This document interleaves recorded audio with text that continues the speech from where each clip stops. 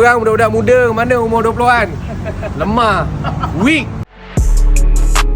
Hari ni 26.11 kita ada pemberani daripada Singapura seramai 9 orang. Grup SP Racing Team. Hari ni diorang datang ambil package pergi ke Air Mata Putih 7. Ini kali kedua diorang datang ke panggil racing, ambil package yang sama. Aku dah cakap dengan korang, ini barang giat. Fighter-fighter kita hari ni paling tua.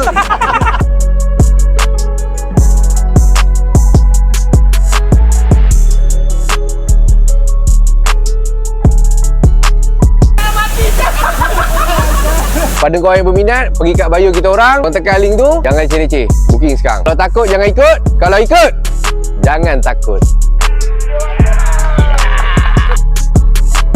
It's a very good experience with them. The guide depan belakang kita tu memang terbaik lah. Diorang very young, very energetic. Diorang very responsible.